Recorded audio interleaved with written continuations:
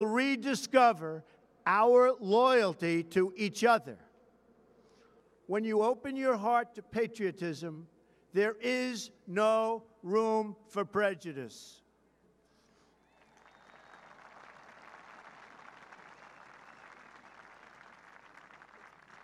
The Bible tells us how good and pleasant it is when God's people live together in unity. We must speak our minds openly, debate our disagreements honestly, but always pursue solidarity. When America is united, America is totally unstoppable.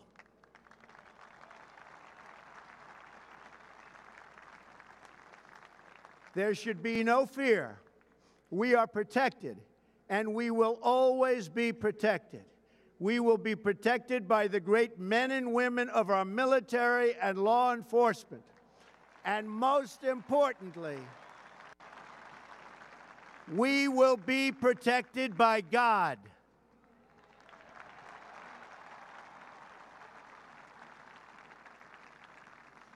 Finally, we must think big and dream even bigger.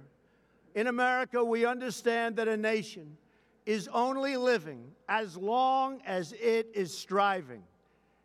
We will no longer accept politicians who are all talk and no action, constantly complaining but never doing anything about it.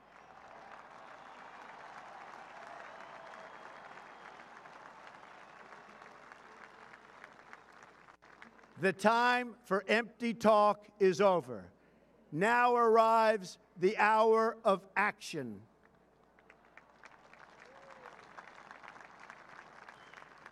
Do not allow anyone to tell you that it cannot be done. No challenge can match the heart and fight and spirit of America. We will not fail. Our country will thrive and prosper again. We stand at the birth of a new millennium, ready to unlock the mysteries of space, to free the earth from the miseries of disease, and to harness the energies, industries, and technologies of tomorrow. A new national pride will stir our souls, lift our sights, and heal our divisions. It's time to remember that old wisdom our soldiers will never forget, that whether we are black or brown or white, we all bleed the same red blood of patriots.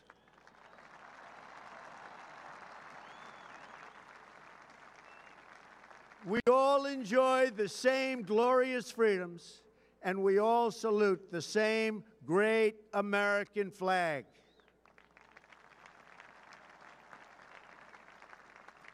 And whether a child is born in the urban sprawl of Detroit or the windswept plains of Nebraska, they look up at the same night sky, they fill their heart with the same dreams, and they are infused with the breath of life by the same almighty Creator.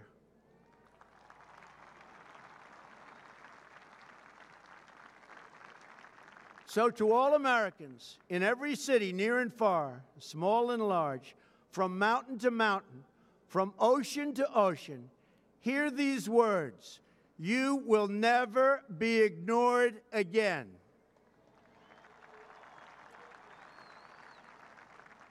Your voice, your hopes, and your dreams will define our American destiny.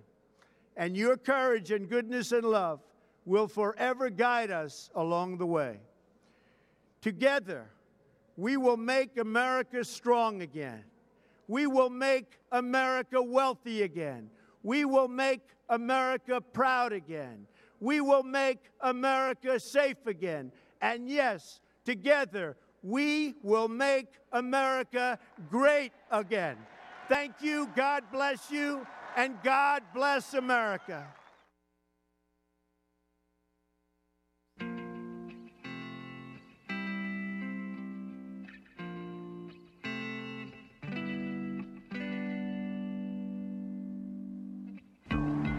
I think it's time we ask ourselves if we still know the freedoms that were intended for us by the Founding Fathers. They seem to be in full-scale retreat from spending cuts and are talking about raising people's taxes again. And I have only one thing to say to the tax increasers. Go ahead, make my day. If we lose freedom here, there's no place to escape to. This is the last stand on earth. Those who would trade our freedom for security have embarked on this downward course. Whether we believe in our capacity for self-government or whether we abandon the American Revolution and confess that a little intellectual elite in a far distant capital can plan our lives for us better than we can plan them ourselves. Conduit News Radio with Paul Harrell is on now. All right, here we are, ladies and gentlemen. It's Wednesday, otherwise known as Hump Day, and we're almost through the middle of the week. I mean, we're here at the middle of the week. We're going to get through this. The weekend is in sight, though. That's what people start to say on Wednesday. And it's the first week back to school for many people, first day back to school for some. You have found the intersection of conservative ideas and reality where we are building a liberty machine. We're so glad that you're with us. We can't do the show without you listening, by the way. A lot of people don't know that, but we really can't. We got to have you guys out there listening, consuming the Conduit News content. We're going to have more of that, by the way, coming. Well, we got some announcements coming up in the next couple of days. Going to be fun times. Coming up on the program, we've got Mr. Glenn Britland from the Patriots of X746. Did anybody see the front page of the Arkansas Democrat Gazette on Sunday? It was essentially, let me summarize the headline for you. It was guns kill. Yeah, that's essentially what it was. It was a piece of Democrat Gazette research where they looked at Arkansas and they looked at the gun violence, and they said that Arkansas is among the top in the nation when it comes to gun violence and gun crimes. And they said that we don't do anything to restrict access to guns here in Arkansas, and how bad that is, and how, anyway, it was. I did in the article, though. Now, maybe I missed it, but when I was reading the article, I didn't hear one mention of Chicago and their gun statistics, considering the fact they have essentially the left's dream of gun control in their policies up in Chicago, and yet you have people still getting guns. It's crazy. It's absolutely nuts. I don't know how. I don't know how they're still getting guns. There was one admission from a law enforcement officer in this piece that said, hey, it does appear that most of the gun crimes in Arkansas are committed with, stolen guns, guns that have been obtained illegally anyway. But anyway, never mind. Punish law-abiding citizens, build walls and barriers to our access to firearms. That's really what the left believes is going to make everybody safer, when in reality, an armed society is a polite society. But you know what? I don't even care about that. I mean, that's true. But these people need to go read the Bill of Rights. They need to go read the Bill of Rights. They need to understand the Second Amendment is a human right of self-defense. And they need to quit trying to figure out ways to galvanize people emotionally so they'll take away their neighbor's right to defend themselves. It's offensive to me. We'll be talking with Glenn Britland from the Patriots of X746 coming up at 6:33, because tomorrow will be, well, how many years? Well, tomorrow's the anniversary of the enactment of Patriots of X746, rather. Okay, what else do we have here? Coming up on the program, we will be talking with Dr. Keith Smith from the Oklahoma Surgery Center about hospital math. Really excited to interview him. We also have at 7:33 this morning former Justice of the Arkansas Supreme Court, Annabelle Imbertuck. We're going to be talking about Issue 1. That's right, the so-called tort reform, what I refer to as the bad tort reform amendment to the Constitution. It's a proposed amendment. It'll be on the ballot this November for everybody to vote on and decide. So we will talk to Justice Annabelle Imbertuck this morning. She will be live in studio about this very important issue. Okay, so let's start with the top. Let's start with some national news, right? There was a grand jury out of Pennsylvania. This was shocking to me. I saw this last night. One, predator priests are named in a Pennsylvania grand jury sex abuse report. Quote, they were raping little boys and girls. This is absolutely the grossest. This is, if you wanted to know, if you were one of these people that believes that there's not evil in the world, this story is going to conflict with your hypothesis. The long-awaited state grand jury report into sexual abuse in 6 Pennsylvania dioceses, including Pittsburgh and Greensburg, has finally been released. It's an 884-page document, 2 years in the making. According to the CBS local affiliate up in Pittsburgh, shines a light into the dark corners of these dioceses going back 7 decades, exposing the predators and the efforts of their bishops to protect them. Now listen to the quote here from the Attorney General Josh Shapiro. Today, the most comprehensive report on child sexual abuse within the church ever produced in our country was released. Pennsylvanians can finally learn the extent of sexual abuse in 3 dioceses. For the first time, we can all begin to understand the systematic cover-up by church leaders that followed. The abuse scarred every diocese. The cover-up was sophisticated. The church protected the institution at all costs. Several clergy abuse victims testified before the grand jury, attended the news conference yesterday with the Pennsylvania Attorney General Shapiro. The report begins with the following statement. We, the members of this grand jury, need you to hear this. We know some of you have heard some of it before. There have been other reports about child sex abuse within the Catholic Church, but never on this scale. For many of us, those earlier stories happened someplace else, someplace away. Now we know the truth. It happened everywhere. This is, in my opinion, just from a gut feeling here, this is probably only the beginning. I'm not going to read that one paragraph there because it's that disgusting about some of the allegations here. But this is the face of evil, folks. If you look at what they're uncovering about what was actually done to some of these kids. The one thing that when I was reading this yesterday, yeah, Joe, you're reading it too, aren't you? Pretty terrible, right?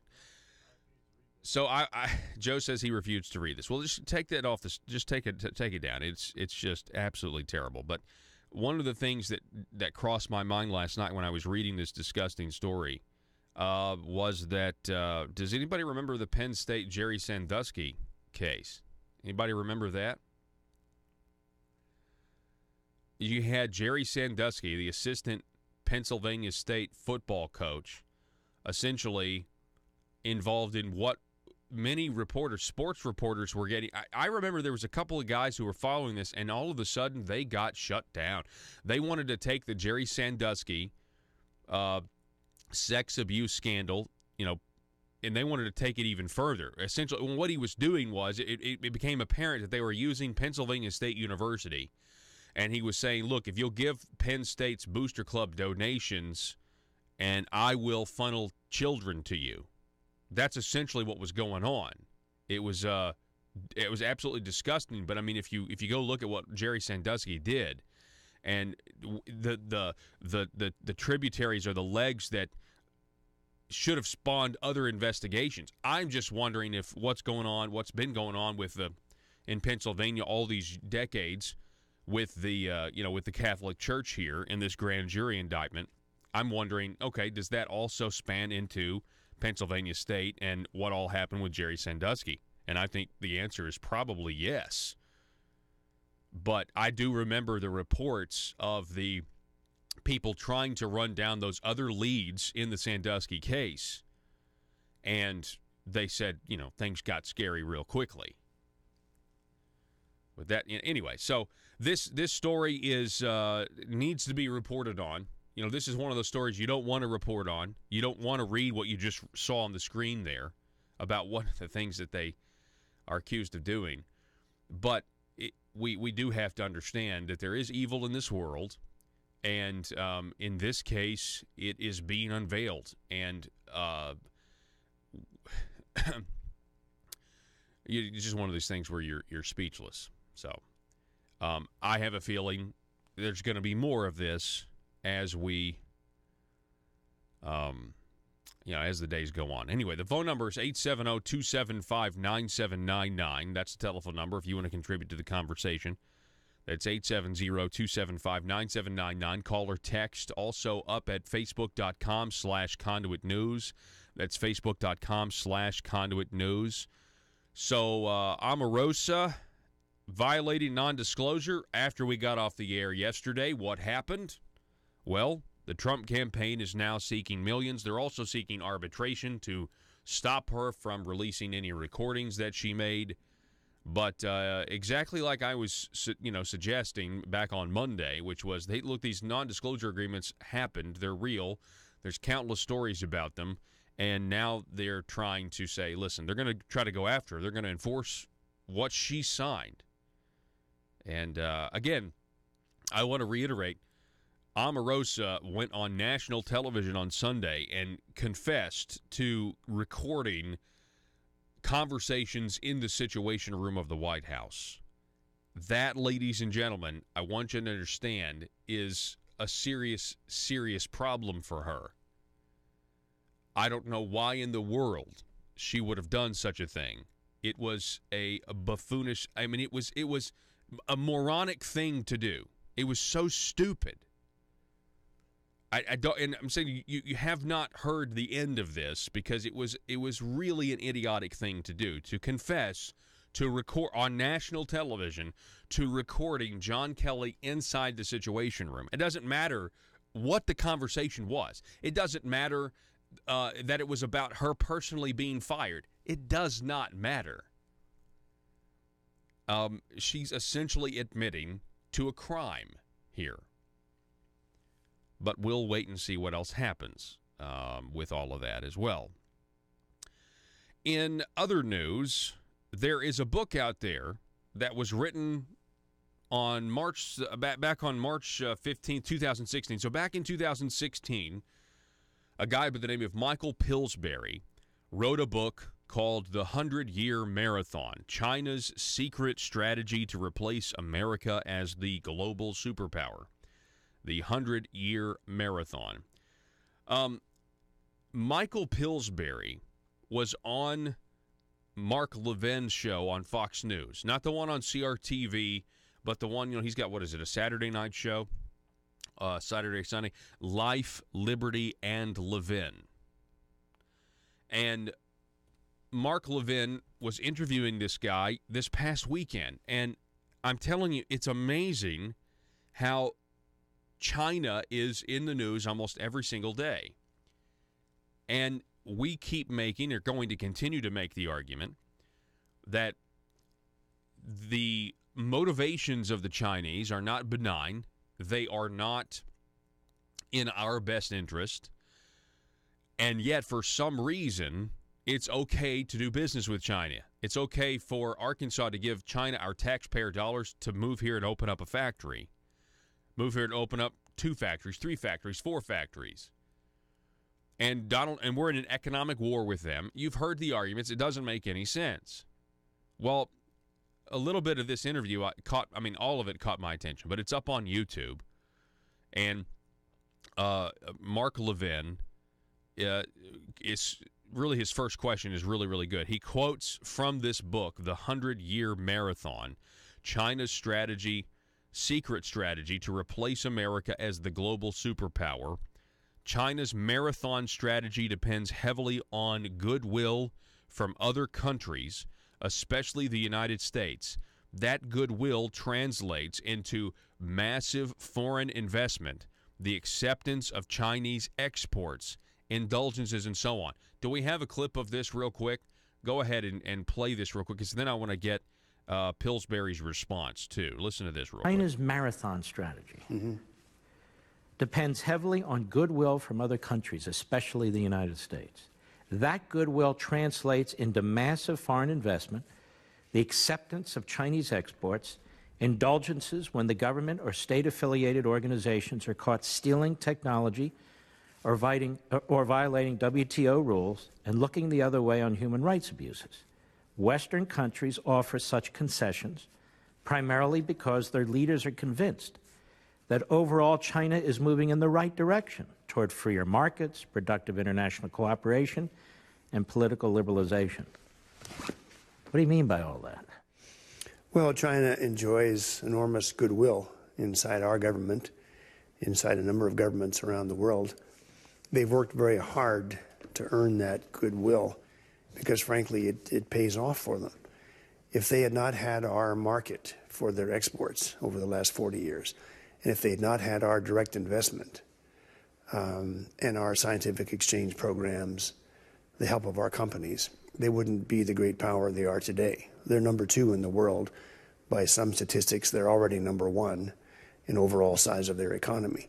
So they've done this quite consciously, that they got advice from Nobel Prize-winning economists from the World Bank 40 years ago. How do we do this? How do we become number 1 in the world? And they realized it was not through hostility or demonizing other countries. It was going to be by getting inside the governments of these other countries to extract what you might call the way to become the number 1 power in the world. And they've succeeded in doing it. Getting inside the governments of other countries. The question has to be asked, is the government of China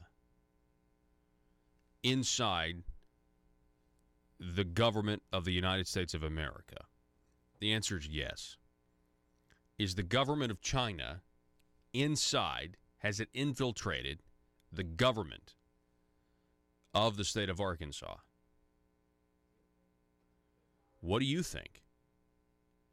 We're blurring the lines between Arkansas government and communist Chinese countries when we give them our taxpayer dollars for, quote, economic development. Yeah, I'd say that they've infiltrated our government. For some reason, their influence is welcome and accepted because of this 100-year plan, this 100-year marathon. They know what they are doing. And they, he goes on, and it's a great interview. You should look it up on YouTube and watch it yourself. It's like a 14-minute clip. I think the interview was longer because Levin is great at doing these long-form interviews, very much like William F. Buckley, and very much admire him. And he goes on to say, look, they basically patronize countries. That they have this ancient thinking from 2,500 years ago. Anyway, even though China's communist now, they know that they're ancient ways of thinking where they would patronize countries in order to eventually get what they want. You patronize them now, but if you're looking the long game, if you don't want to enact your plan, in the first year of your relationship, but maybe 80 years later, it's a 100-year plan. These people think in terms of centuries, not the way I think a normal Western mind thinks. And they convinced us. They said, if you do these things for us, like we have scientific partnerships where we share our discoveries with them. We've had since the Carter administration. That doesn't make any sense. Well, it's because it was China back then. They're never going to be anybody. Well, there's somebody now. And they kept telling us, hey, do this. We'll eventually be just like you. We'll be basically a Western-style democracy in the Far East. And guess what? They're not. They're communists. We've got to take a break. Back in a minute.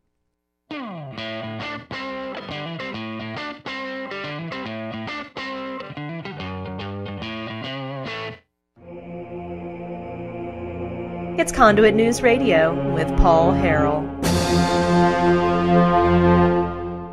Introduce you to Libertarian candidate Casey Copeland. He's running as a Libertarian. He's running for the State House, District 80. Casey, welcome to the program, sir. Good morning. Thanks for having me. So tell us a little bit about yourself. Why did you decide to throw your hat in the ring and run for this particular House seat? Paul, I have been on and off involved in politics for 20 years or so.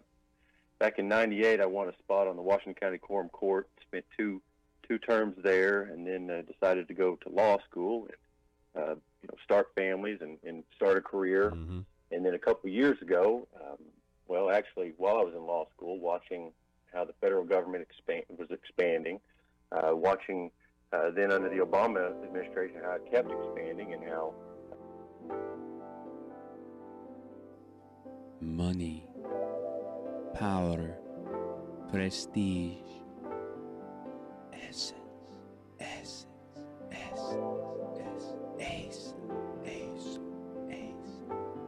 available now from aristocrats serving Arkansas. From Zenata Rhino Collection, the fragrance of backroom deals, nepotism, the aroma of higher taxes, subliminal deception, deep state, ace. Made right here in Arkansas by a taxpayer-funded Chinese factory.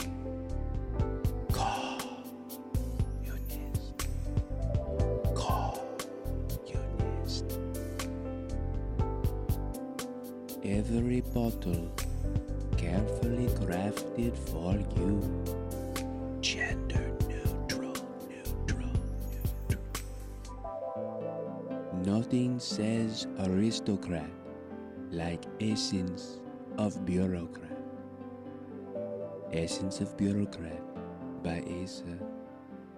Available now in the Marble Palace gift shop. Paul Harrell parody.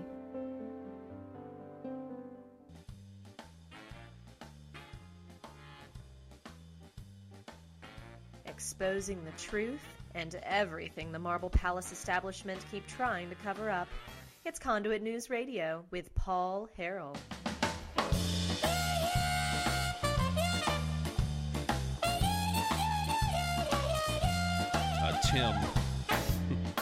Tim on Facebook writes, China is a brutal communist regime. They murder their own citizens with impunity. They brutally suppress free speech. Their so-called companies are a front for the communist regime. We tend to forget these things. Yeah, why do we tend to forget these things? Why, though? It doesn't make any sense that we are forgetting these things. And anyway, we just got to remember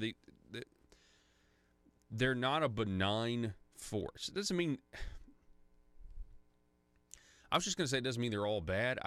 I mean, in terms of all of their motivations, obviously with President Trump going over there, they can help sometimes, right? They can help with North Korea and things like that and with geopolitics and everything else. It doesn't mean you can't work with them diplomatically.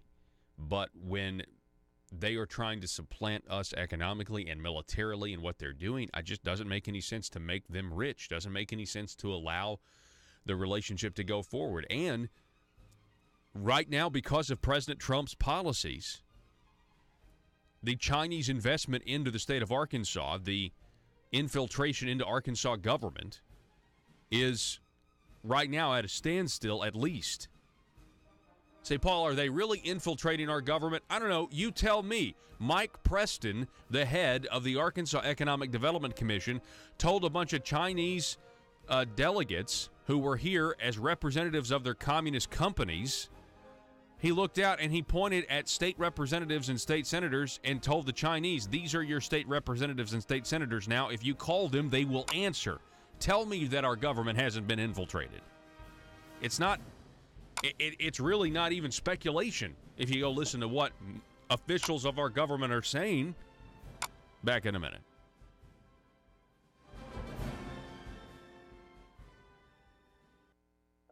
The states started to follow. I just decided that government is growing at unprecedented rates. We are giving over more and more private tasks to government agencies, and that is just a cost and a path that I just don't think that we can go down as a state or as a nation. So my small government inclinations, my limited government inclinations, and my inclination for government to control spending, which means that they don't tax us as much, led me to jump into this race this year. That sounds like a great reason. Talk about where you kind of got your libertarian philosophy from. I mean, was it in law school that you realized that more liberty is better? Well, just some of that, and then just getting out and getting out on my own, starting a family, and opening up a small office of my own, and just living life, kind of led me to that conclusion. It was really in 2006 when I joined the party after watching the federal government decide to bail out so many private corporations with our money. I just decided that both parties appeared to be parties of big government, and that just wasn't what I believed. I was a Republican when I was on the quorum court, and that's when I thought that the Republican Party really was a party of small, limited government. And just over time, my eyes opened up, and I decided that they weren't. And I decided to join the Libertarian Party because their principles really are about small, limited government and more freedom for consumers and taxpayers and just people in general. Why do you think it's, for somebody who, like you said, who thought that those ideals were in the Republican Party? I mean, they put limited government back in the platform. Recently, the Republicans did here in Arkansas. Of course, it did get taken out, which was weird.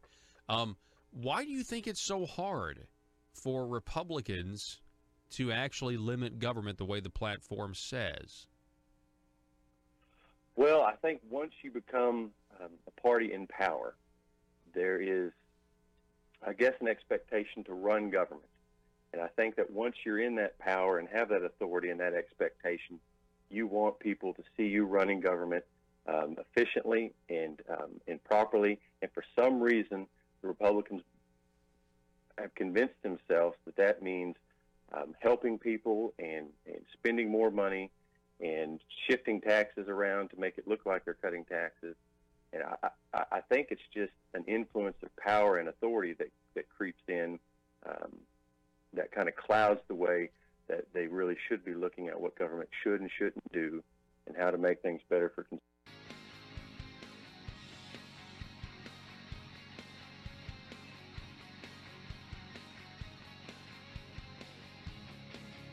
The intersection of conservative ideas and reality.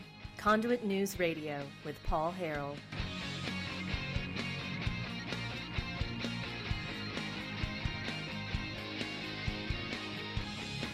All right, 870-275-9799. This portion of the program brought to you by the Patriots of Act 746. They're on a mission to educate you and everybody in the state of Arkansas, also our public officials, about the realities of your Second Amendment rights, your Arkansas rights when it comes to firearms. The possession of a firearm, the idea of it being a crime to have a gun, has been decriminalized. Possession of a firearm has been decriminalized to the point where the government has to be able to prove that you are going to do something unlawful to another person with your weapon while carrying it. It's a very difficult thing to prove. So essentially the status of Arkansas gun laws are that there is no law that says you can sit on your front porch and drink iced tea. But there's no law that says you can't do that either, so therefore you can do it. And that's the status of Arkansas gun laws, thanks to Act 746. Joining us now from the Patriots of Act 746, we have Mr. Glenn Britland on the line. Glenn, welcome back to the program. Good morning, Paul. It's good to be back on here. Yes, sir. So tell us, we got an anniversary coming up. What is this anniversary? Well, tomorrow is the anniversary of the Act 746 of 2013 going into effect. It was on that day that the legislation actually came into being, to where it decriminalized the carrying of a handgun. Wow. I bet you guys are stoked. I mean, you guys, since 2013, and You guys have done a ton of stuff in terms of educating your fellow citizens. I mean, it's really been amazing. Yes, it's it's an ongoing process, and even in the last few years, we've seen an explosive growth with areas that were somewhat resistant. But it's one of those things that you just have to continue educating people and get the word out there. So talk a little bit about we were talking earlier about the preamble to the Bill of Rights. What did you want to say about that in relation to rights versus privileges or the Second Amendment? Well, the preamble to the Bill of Rights basically lays out the legislative intent when the Bill of Rights was put in place, and essentially it says that the Bill of Rights are further restrictions on the government for what the government can and can't do. And as far as the Second Amendment is concerned, basically it's fairly clear: shall not be infringed. As far as how it relates with other rights, our founders were very pro landowner, pro personal rights. And private property. They believed in private property. Yes, exactly. And in fact, what one of the things that you'll notice if you go through the Bill of Rights is that the Third and Fourth Amendment are very much pro property owner, pro personal rights. The Third Amendment says that you can't house government troops in somebody's residence. The Fourth Amendment obviously is a protection to where your person's papers and effects, and especially your property, your house, can't be searched indiscriminately. You have to have a warrant. You have to have probable cause. And one of the things that a lot of people miss is that those are restrictions on government and not on people. So that a private business that puts up a sign restricting guns has every right to do that, and really should be respected. Personally, when I see a place that has one of those signs, I just shop somewhere else. Yeah, I think a lot of people do that. They don't want to disarm themselves, but some people do. I support that. There was a bill, I believe it passed out of the House last year or the Senate, and I don't remember if it became law, but I actually think it did, and it had to do with basically allowing employees of a business to continue to carry their guns and leave them in their cars, even if the employer and the parking lot is his property, has a policy against, has a policy against firearms on their property. And I thought, that's not right. As much as you're not being forced to work for this company, and that they shouldn't be forced to accept a policy that they disagree with if they don't want guns on their property. I mean, that's where private property rights, have got to be upheld, because, if they can't make their own decisions, then eventually maybe somebody will try to pass a law that says you can't have a policy that says you want guns on your private property. And, well, the thing is, there is a very fine line where those rights meet and cross. And, where having a gun in your car is generally considered, your car is generally considered an extension of your home. Yeah. You are still coming on to someone else's property, and it is their rules. And that's one of those areas where it's very conflicted as to where does one right start and one right end. And I have to side with the property owners. However, like you said earlier, sometimes it comes down to a matter of don't ask and don't tell. Right. No, that's another good point. Yeah, it does sometimes come down to that. Like I said, if you can tell a property owner what he wants, what is permissible to have on his property, well, then the flip side can eventually be so as well. You know what I mean?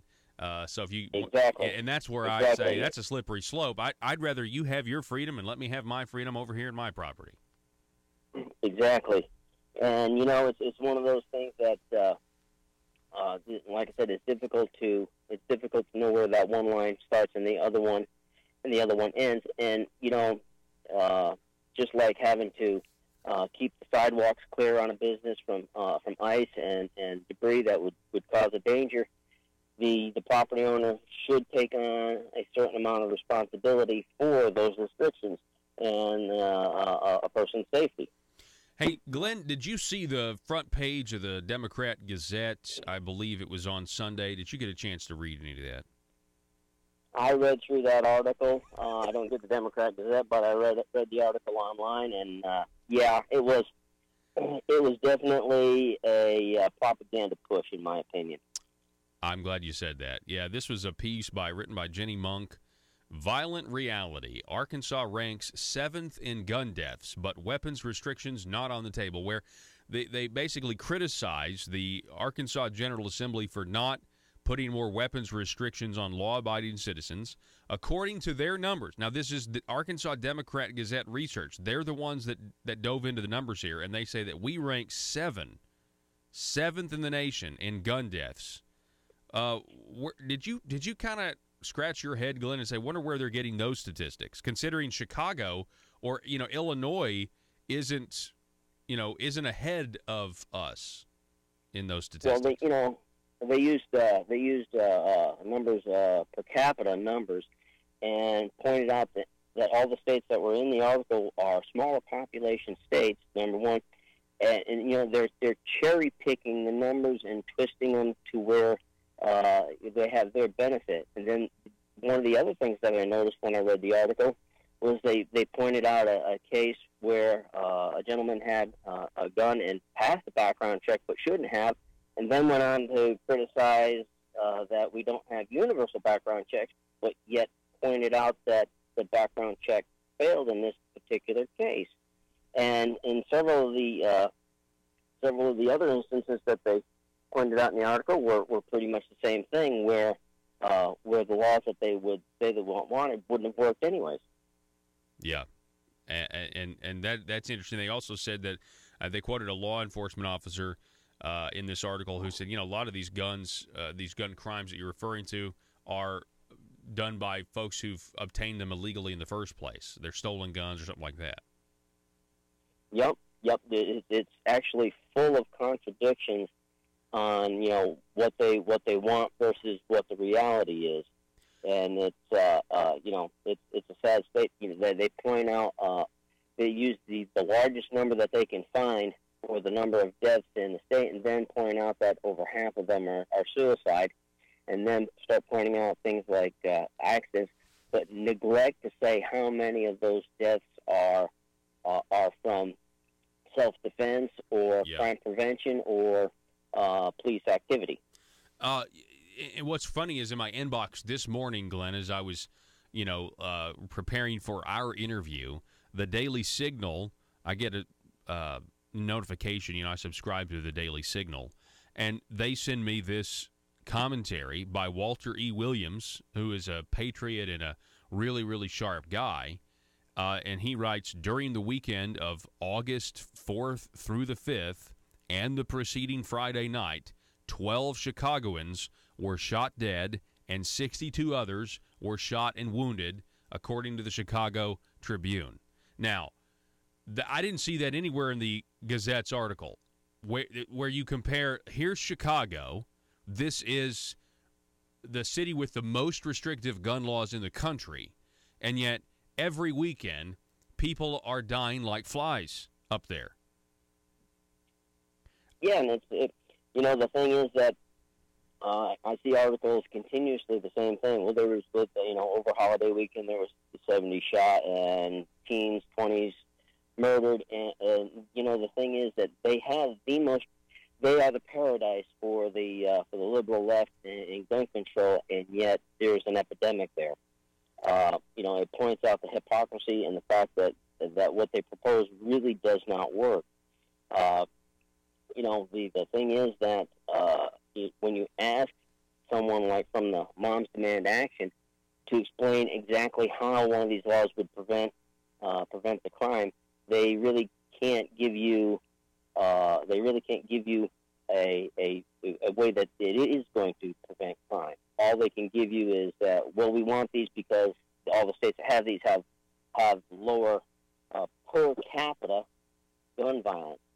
And the thing is that they always use inflated numbers. You know, if a hunter drops his rifle out of a deer stand and shoots himself, that's gun violence. If somebody drops a box of ammunition and breaks a toe, that's gun violence. And so, you know, they use these inflated numbers and really don't look for an actual way to reduce the violence. They don't point out that, you know, guns are used to prevent crime, to save lives. I take articles like this very seriously because I know what they're trying to do. They're trying to put pressure on lawmakers to restrict our gun rights. They're trying to say, look, we need an emotional reaction. I mean, they quote "Moms demand action" through here, and you know, it's really. I mean, I feel like we've got to you got to meet the challenge head on. You got to get out in front of it. You got to say, listen. I mean, you know, you're trying to essentially weaken my right to human defense. Glenn, what's the difference? Exactly. You know, what's the difference between rights and privileges? You know, they think that it's a privilege to carry a gun. We think that it's a right to carry a gun. Well, you know, obviously, a privilege is something that can be taken or given at the whim of the government, and a right is something that just cannot be taken. And you know, the thing is with the Moms Demand Action pushing this stuff, from this article, what I picked up out of it is the next big push in the next legislative session is going to be red flag laws, and really that denies people their rights by taking the guns first, and then you have a process to get them back. You're guilty until proven innocent, which is not what our Constitution protects us from. Yeah, and I noticed also Senator Trent Garner is quoted here saying, listen, you know, when I buy a gun, I want to have that gun as soon as possible. I want to have access to it as soon as possible. I think all of us want that as well, you know. I'm going out to buy a gun. I can attest to that. Yeah, I mean, who wants to wait for it, especially if you're a law-abiding citizen? And, you know, this is the again, it's the difference between having a right and a privilege. And, you know, some of these people in positions of power, some of these people writing these articles, they think that it is a privilege. They think we should have to check in with the government before we use our human right to self-defense, and it really is a deviation. You know, listen, I understand, Glenn, why people don't see guns as tools anymore because they're not around them as much. They're not used as much, you know, with the way they were, you know, decades ago. But that doesn't mean that our rights have changed, and that's really where Patriots of X746 comes in as well. You guys are trying to educate people. You know, guns are not sentient beings that float around and decide who's you know, going to die next. You know, that's people that do that, and you guys are standing up and educating people on what their rights are, and I think that's very admirable. Well, you know, the thing is, education is the key to a lot of stuff, including safety. You know, being able to handle a gun properly, to understand what the laws are, to understand what your rights are, is really essential to keeping a free society. Whether it is gun rights or voting rights, or your Fourth Amendment rights, or even with issue 1 with Seventh Amendment rights, you know, right to a jury trial. These are all things that the education is key to keeping us with liberty. Hey, let's talk about that real quick. You brought up issue 1 just as a you know, private citizen. What are your thoughts on issue 1? Does it concern you at all? It concerns me a lot. You know, putting a price on the life of a person. You know, this bill was written by lobbyists for the nursing homes, and you know, as much as I hate to say this, I really don't trust the legislature to be able to suddenly enact rules for the courtroom. Mm-hmm. Yeah, I don't either. That's my biggest one. I mean, aside from capping, I mean, there's a ton of bad stuff in this bill, but you know, being down at the Marble Palace long enough, seeing how the special interest operates, I don't trust those guys at all to not do the will of some company somewhere is in some lawsuit, and now all of a sudden they set the rules of evidence for the jury to consider, that you know that's going to go bad. Yes, exactly. It's going to be set in favor of large corporations and the folks that have a money interest, a vested interest in. It's not going to be something that will benefit the citizens of Arkansas. Yeah. Hey, Glenn, I really appreciate it. Are you guys got any celebration plans tomorrow for the anniversary? How many years has it been, Glenn? It has been. Go ahead. It has been 5 years. When it was passed, there were a couple Constitution carry walks, but so far as I know, we don't have anything planned for the anniversary. However, we're continuing it with education, and there are several chapters that are having monthly meetings. I don't have the information right in front of me, but I know the Southeast chapter is having a meeting this month, and the Northwest Arkansas chapter is having a meeting this month, coming up in the next couple of weeks, and I believe the Northeast chapter just had a meeting. Yeah, they did this past Saturday. It was in Batesville. So yeah, it's fun. It's fun to see the individual regional chapters organize. It's really, really good. It's a grassroots organization, folks. It's called the Patriots of Act 746. They're on a mission. They're educating people about your gun rights here in Arkansas. And if you want to know more, go to Facebook and type in the search bar Patriots of Act 746 and request to join this Facebook group. It's exploding, and it's really grassroots, and it's people who are just trying to educate folks on what your rights are. You should know your rights. And, Glenn, I appreciate you coming on, Glenn Britland. It's always great to have you on, sir. Thank you, Paul. I appreciate being on here. All righty. And you have a good day. Okay, you have a great day. Glenn, folks, we're going to take a break. This is Conduit News Radio. We got a great show for you coming up. We'll be talking with Dr. Keith Smith from the Oklahoma Surgery Center, or the Surgery Center of Oklahoma. And then we have Annabelle Ember Tuck, former Arkansas Supreme Court Justice. We're going to talk more about Issue 1 coming up at 7:33. Don't go anywhere. Back in a moment. Russellville-based firearms manufacturer Omega are making clones of the most notable German firearms in the world. These delayed rotor-lock firearms have been and are currently used by law enforcement and military worldwide. At Omega, they manufacture their guns right here in Arkansas and produce the best reproduction in the marketplace that comes with a complete 5-year warranty. At Omega, they take firearm manufacturing seriously and offer discounts to active and retired law enforcement. Whether you're using Omega firearms to defend the public, defend your family, or for target practice, Omega has your back. For pricing, go to omega-guns.com. That's omega-guns.com. If you're like me, you believe that small business is the heart of Arkansas's economic engine, and it should be viewed that way by the politicians in Little Rock. Conduit for Commerce also believes, like you and I believe, policies that achieve less regulation and lower taxation help small business in Arkansas thrive. Other policies like small, constitutionally consistent government and reducing citizen dependency on government keeps it from growing and expanding its influence on our daily lives. Conduit for Commerce works every day to educate the general public and legislators on these important priorities in the name of Arkansas small business. By the way, contributions to Conduit for Commerce are tax deductible. Log on now to conduitforcommerce.org and click on Contact Us on the right side of the page. That's conduitforcommerce.org. Go there now and learn the facts on protecting small business in Arkansas.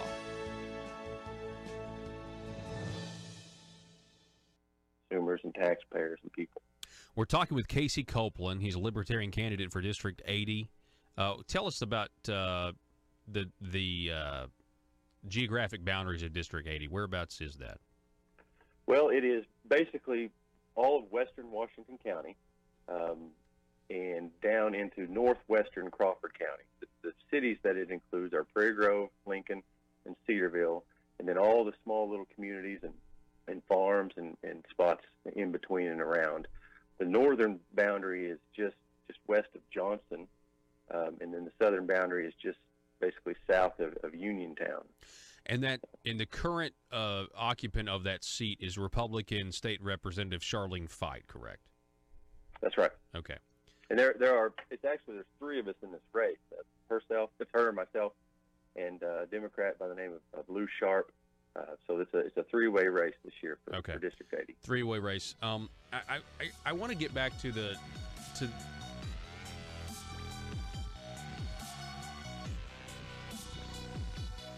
Need your daily news fix? Don't forget to tune in to Conduit News Radio with Paul Harrell. All right, I want to once again thank Glenn Britland for a great segment and the Patriots of X746. Always great to have them on. We told you earlier about this terrible story out of Pennsylvania, the grand jury finding terrible, terrible things with these predator priests that's been going on for decades in Pennsylvania. Folks, I mean, it's read the indictment and read the stories of what was accused. Read all of that at your own risk, because it is some very sick stuff. And this grand jury had to, I can't imagine being on that grand jury hearing this stuff. I mean, that's why their opening statement is, we have to tell you this.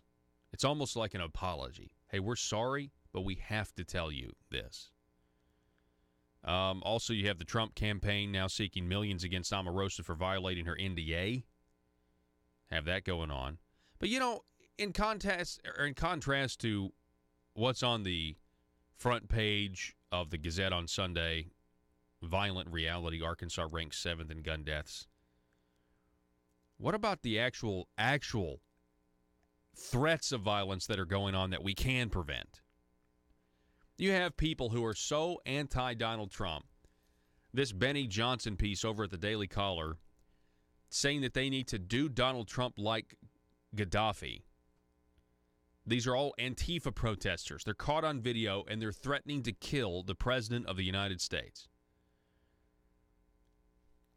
And, you know, this all happened during the anniversary of the Charlottesville riots, which, you know, it's the anniversary of it. And the only people that cared about the anniversary of what happened in that tragedy there is the mainstream media wanting to remind you of it. I mean, that's all that it is. Sunday afternoon on the one-year anniversary of Charlottesville, progressives, anarchists gathered together as so-called Antifa again to counter-protest a gathering of white supremacists in Washington, D.C. The leftist protesters far outnumbered the white supremacists, and masked members of the violent Antifa group could be seen everywhere.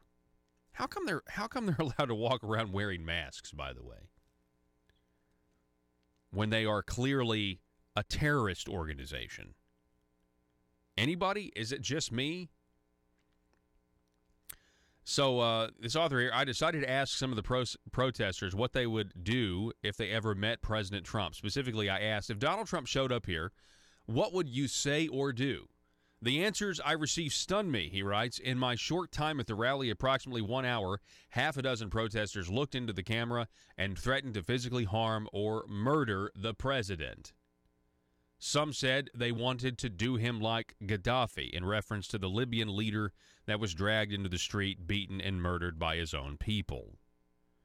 And I can't read some of this stuff. Somebody saying I would murder him for the people. And you see some of these photos here. But anyway, yeah, that one guy that's a weird comment from that one guy in the sunglasses and the bike helmet, that old guy. Anyway, these are the useful idiots of the left, but they are essentially being given a pass by the arbiters in the mainstream media that violence is okay, from what I can tell. So, anyway, yeah, there's some foul language and everything else, but here's some actual law-abiding citizens with guns. I don't believe they're a threat because they're law-abiding citizens. But people who are, you know, members of this Antifa, anti-fascists, yet they want complete and total agreement on every issue, or you're the problem. Seems like they're the ones who are fascist and totalitarian. What do you think? Yeah, diversity. The left's definition of diversity means you want people who are different colors and look different, but they all have to think exactly the same thing. If you think different, then that's not diverse. You're an instigator, and you need to be dealt with. We got one more hour coming your way next. The news and talk of Northeast Arkansas. This is News Talk 101.3 FM and 12:30 AM KBTM, Jonesboro, an EAB radio station. To the libertarian way, you said that, or the Republican issue here, you said that Republicans get in there and then they're expected to run government. So they may promise to take the Cadillac of government and trade it in, sell it, and get a Pinto instead, more efficient. But then when they get in there, Casey, Cadillac's nice. This is pretty nice. You know what? I think we can just drive this a little bit better than the Democrats who had it before us. So let me ask you this. That seems to be kind of almost a human nature issue as well. So do you think that danger could also materialize in the Libertarian Party if they were ever in control? You know, I think libertarians do a pretty good job of keeping each other in check, whether it's on social media or at conventions. It's a wide range of individuals. They are very vocal. They're not the kind of people that would simply say, okay, that's what our party wants to do, so that's what I'm going to support. In my experience, if the libertarian doesn't like what the Libertarian Party is going to do, they're going to be probably the most vocal about it. So there's a lot of internal regulation in the libertarian movement. You know, I myself, I'm not the most libertarian person out there. I generally believe in the principles of the party, of limited government, of lower taxes, of more freedom, of more choice, government getting out of markets, letting markets control themselves. But there are people that take it further, and we kind of, in discussions and in debates, we check each other, and we just kind of maintain. We help keep each other's feet on the ground, I think. And let me say this: as far as Republicans being in power in Arkansas, they didn't just step into the Cadillac; they upgraded it. They came in and created a way to get 150% raise in their pay and get a per diem and extend their time in office. So they didn't just sit down in the same Cadillac Democrats were driving. They traded it in for something better. Yes, I would agree with that. It's been interesting to watch. On that is specifically Casey Copeland. What are some of the problems? I mean, what are some of the problems facing Arkansas right now that you would address if you were to win? Well, the general purpose of my campaign is to watch out for the things that matter in my district. That's small farms, small businesses, and small towns. And I think that there is so much big city influence in our state government that some of these things get pushed aside. You see how big hospitals and big insurance companies are running the debate on our health care issues. You see how big corporate farms control some of the debates on agricultural issues. People forget that there's a whole lot of folks just like my family who just have a few chicken houses, maybe bale a little bit of hay every year to sell. And, we're not giant operations, but we are often left out of some of these debates. So I think that once lawmakers get down to Little Rock and get wined and dined in that big city, they get influenced by more and more urban and big city ideas and control. I don't know how you feel. I agree with that. I've actually heard somebody say before. Well, it was kind of hearsay, but somebody said that they heard a politician say before that being a politician in Arkansas is delicate because you have to balance the interests of Little Rock with the interests of your district. And I thought, wow. I mean, if that's true, but that I think is an apparent mentality. If you just look at the results that we have, they seem to have to balance. It's like, wait a second, Little Rock people didn't elect you. Your people did. And I think that, Paul, I don't mean to interrupt you, but I think that also has something to do with the two-party system and all the money that's in Little Rock that gets fed into the Republican and Democrat parties, so that the parties kowtow to the Little Rock money. And then the parties control their individual, or try to control their individual members as much as they can. So because Little Rock has a lot of influence with those two big parties, therefore Little Rock then has a lot of influence over the individual members that come down there. And I think it's just follow the money. I think that's the answer. I know President Trump is a Republican, but from my standpoint, Casey, he is.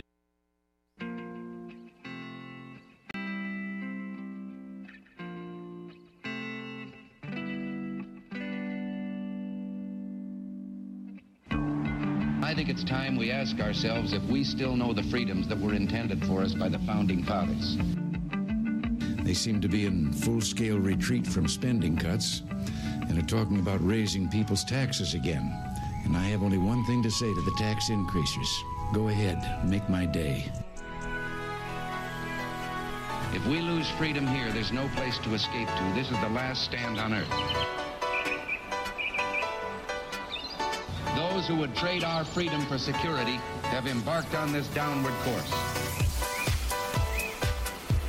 Whether we believe in our capacity for self-government or whether we abandon the American Revolution and confess that a little intellectual elite in a far distant capital can plan our lives for us better than we can plan them ourselves.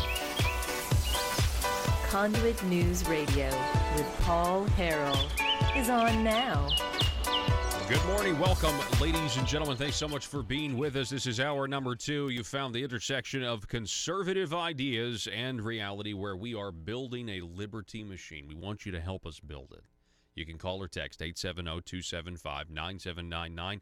Also broadcasting across multiple digital platforms, as well as stations across the state, but over at facebook.com/Conduit News or the YouTube channel. When you get to the YouTube channel, make sure you subscribe and click the little bell for notifications. We would very much appreciate it. Folks, I want to introduce you to somebody. You've heard me talk about him before. You've heard me mention his YouTube videos. We've played videos from his channel. It is a privilege to get to introduce Dr. Keith Smith. He's from the Surgery Center of Oklahoma. Dr. Smith, welcome to the program this morning. Thanks so much for having me, Paul. Yes, sir. I'm really glad that you could make it.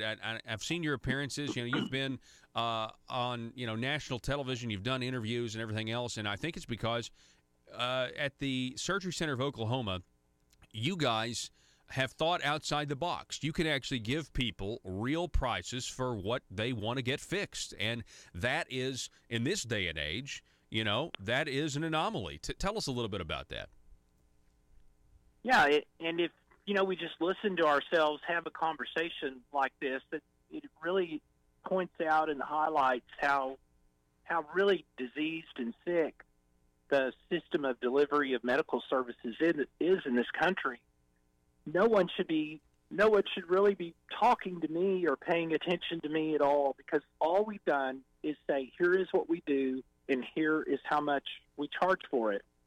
And that's what every other business and industry must do to survive a competitive economy. Medical service delivery in healthcare is different because the government has gotten involved, and they do what they always do. They muck it up and it just becomes a mess. So at the Surgery Center of Oklahoma, because we're a physician-owned and controlled facility, we've eliminated the most greedy profit seeker from the equation, and that is the big institutional so-called not-for-profit hospital. And we charge patients what we believe is a fair price, and they travel to us from all over the country and even outside of the country to receive their care. That's amazing. And I love your diagram, too. When you go to your website, the Surgery Center of Oklahoma website, it is surgerycenterok.com. That's surgerycenterok.com. You have the mannequin or the human diagram, and you click on, the part of the body you need to get fixed, and then you list the different types of surgeries for that part of the body, and you actually put the prices right there on your website. I saw one video, Dr. Keith Smith, where you were saying one of your patients essentially equated the amount of money the surgery was going to cost to the amount of premiums he pays. I thought that was interesting.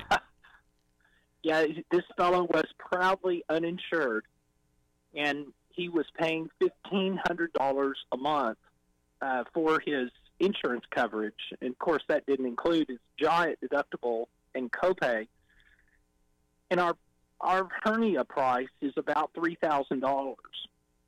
And he would have paid $18,000 if he had had insurance coverage, and then he would have paid, his deductible, which was about $6,000, before he ever would receive a dime of worth of care. So when he came to our facility, he said, "So I didn't spend $18,000 on this insurance policy. I spent $3,000 with you." And he said, "Why would I buy 6 hernias a year when I only have to buy 1? So I thought it was pretty insightful. Yeah, that is really good. 6 hernias a year when I only have to buy 1. That's fantastic. You mentioned that you're getting out of you're basically you've exposed the not-for-profit hospitals. You're eliminating them as the middleman. Can you talk about that? Because here in Arkansas, we have a lot of not-for-profit hospitals.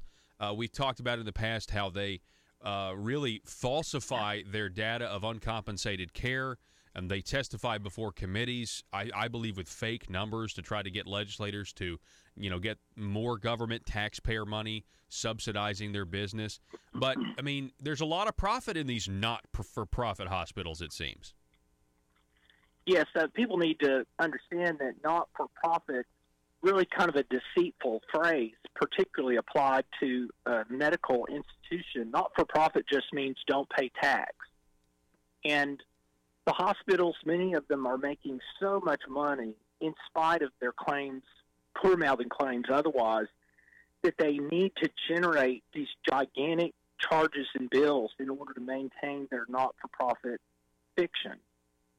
They also use the charges they generate where they, their write-offs, what they don't collect, to justify these uncompensated care claims. So I tell people to think about the aspirin for which a hospital would charge $100, and then they accept $5 as payment and claim they lost $95, when everyone listening to the show knows that you can buy an aspirin, you can buy a whole bottle of aspirin for a fraction of $5. So there's a lot of funny accounting here, but the hospital will say they lost $95, and then that is used to justify the kickback they received from Uncle Sam in the form of boosted Medicare payments later on. All of this is enabled, of course, by the federal government. And so, whenever I hear Uncle Sam riding in on his white horse to save us from this healthcare system that's a mess, they created this, and it's a system that is designed to line the pockets of those folks that are the kind of connected insiders and those who buy at the auction of all of our liberties in D.C. Are hospital and big doctor groups, are they, or I guess there's a difference there, but are hospitals intimidated by people who are doctors who try to practice outside of the authority of these giant hospitals? I know you've talked about that before, how, sometimes they kind of get offers that they can't refuse in terms of, hey, you're going to let us buy you out and that sort of thing? Well, yeah, it's not just the physicians, it's also rural hospitals. So, there might be some small town in Arkansas, like there is here in Oklahoma, where a big hospital, roars into town and throws a lot of money at the feet of the primary care doctors. It's an offer they can't refuse. And then they buy their practices with all of this loot that they've taken from others and, bankrupting individuals to come up with all the money they have. And then these bought physicians are told that they're going to need to refer to the mothership in the big city that bankrupts the small rural hospital, and then they succumb to an offer that they can't refuse. So all of this, once again, is enabled by the federal government. People need to keep that in mind. These not-for-profit hospitals are just cronies that have bought these abusive favors from legislators. And it's not just the federal government. Many times it's county and state government where certificate of need laws, where a group of entrepreneurial physicians who would want to create a Surgery Center of Oklahoma-like model in Arkansas or many other states run right into state laws which prevent them from doing that. So, at every point in a commercial exchange in medical services, some power-wielding bureaucrat or legislators got their hand out, and you have to pay the toll in order to move on. And we're fortunate here in Oklahoma that many of the laws that contaminate other states that we just don't have those here. Yeah, I mean, obviously, the success of the Surgery Center of Oklahoma is, evident. The entire nation watches that. I mean, we're certainly watching that as your neighbors. Here in Arkansas, I want you to talk a little bit about insurance companies. In Arkansas, we decided to expand Medicaid under Obamacare, but we had Republicans that had recently campaigned against expanding Medicaid. And so they came up with a different plan, they said. That it was different. It wasn't the same, but instead of using a fee-for-service model like under traditional Medicaid, we instead will pay what is now over $500 a month, almost $600 a month per person on this program, which has topped 300,000 people at times. Whether they go to the doctor or not, the state basically owns insurance policies. The state and the federal government are paying these insurance companies $2 billion a year is what this program costs for the expansion. And they claimed that this was somehow embracing the free market at the time. And, of course, true conservatives knew what it really was, which was an expansion of government and dependency and everything else. But talk about how these insurance companies, feel free to address that, but also how the insurance companies have a perverse incentive to seek out the larger bills, things like that. Yes, all insurance companies, even outside of Medicaid, are inclined to pursue the most gigantic charges they can find because they make a lot of money selling discounts. And what I mean by that is in the $100 aspirin example, the $95 the hospital does not save, an insurance company would claim was a discount. Well, the insurance company inevitably goes back to an employer group and says, hey, look, we saved you $95 on this aspirin, and so now, per the terms of our agreement, we're due the 28% commission on that savings that we achieved. Of course, the employer group has no idea, or maybe they do, that these discount and initial charge arrangements are already predetermined between the insurance company and the hospital. In fact, I've been told that insurance companies have asked hospitals, can you double that charge and do a brother a favor, because that maximizes this skimming and discount opportunity for them to make more money. The Republican version of Medicaid or the Republican version of Obamacare, I've told people, that's like giving gin instead of vodka to an alcoholic and expecting a different result. Government cannot do this. I mean, the free market, now, which is really the opposite of government, the free market is the best way to allocate scarce resources. The most important point, though, is the poor deserve so much better than what Medicaid provides. And these capitated models where we're going to pay X $100 per person per month or per year, that invites what we call soft rationing. And then the prices that providers are paid for care are set well below what the providers consider mutually beneficial. And so, price controls cause shortages. And that's the whole point. That's how Canada restricts care to their residents. That's how they try to balance their budgets, is they make it more difficult for care to be accessed, and they just make it hard on everybody. I want to back up. We're talking with Dr. Keith Smith, this from the Surgery Center of Oklahoma. I want to back up what you said, that the relationship between insurance companies and hospitals. I mean, what you described should be illegal, in my opinion. I mean, that's a level of collusion. It's almost like it's like insider trading to do that to somebody else. Well, once again, people should be angry. They should be enraged at these hospitals and these insurance companies that are bankrupting us as individuals and as a nation. But all of these favors are sold by Washington, D.C. All of this is enabled by Uncle Sam. I tell people, you know who the cronies are. They're out front, but Uncle Sam's driving their getaway car. That these insurance companies and hospitals work together. Sometimes you'll see some high-profile, news piece where, the hospitals and the insurance companies are fighting, and they, trying to negotiate. Sometimes I think those stories are just not real. Sometimes they are real because there's another player in the marketplace that's mixing things up. But by and large, the hospitals view these PPOs and carriers as ATM machines. And a lot of these deals are prearranged. A lot of these gigantic bankrupting charges are pre-agreed to.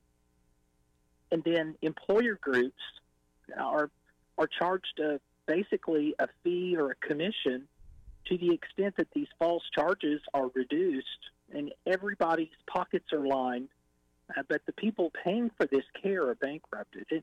And the reason I came to know all this is I couldn't figure out why not one single insurance company wanted to buy from the Surgery Center of Oklahoma with our known quality and pricing. Not one insurance company wants anything to do with us. And the reason is when I say a carpal tunnel surgery is $2,750, there is no opportunity for a big insurance company to discount that and rake in some skim off the difference. That my price is my price. So it's a very messed up system. I'm very optimistic, though, because there are a lot of people that are copying us all over the country. And the old myth that you can't put a price on certain types of healthcare, that's already been blown out of the water. And so I think this idea of telling people, here's what I do and here's how much I'll charge, I think that horse is out of the barn. I don't think it's coming back. And it's a very creepy time, frankly, for the cronies in the system. Wow. Dr. Keith Smith, I really appreciate you coming on the program. Very enlightening. I'd love to do it again sometime, and I want to thank you for being a leader, and I want to thank you for thinking outside of the box and really exposing what is an injustice in our society, and that's this government intrusion in our health care, getting between surgeons like yourself and, potential patients out there. So I thank you so much for coming on the program. My pleasure. Thanks for having me. All righty. Dr. Keith Smith, everybody. Folks, we're going to take a break. Coming up at the bottom of the hour, we have former Arkansas Supreme Court Justice Annabelle Ember Tuck will be with us. We're going to talk about Issue 1, which is the bad tort reform law that's on the books. They say it's tort reform, but it's not like you would think of, it's really, really bad. It was written by nursing home lobbyists. We'll tell you all about that. Coming up at 7:33, and we got to take a break. We'll be back in just a moment.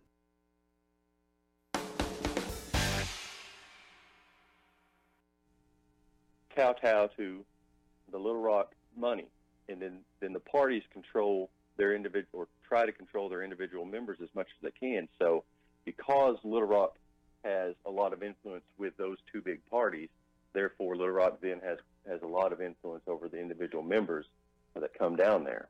And I think it's just follow the money. I think that's the answer.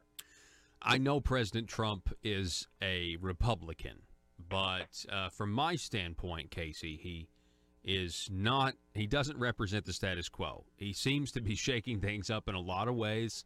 And so I'm just curious, as a libertarian, watching this, what are your thoughts about what President Trump is doing and what he's done so far?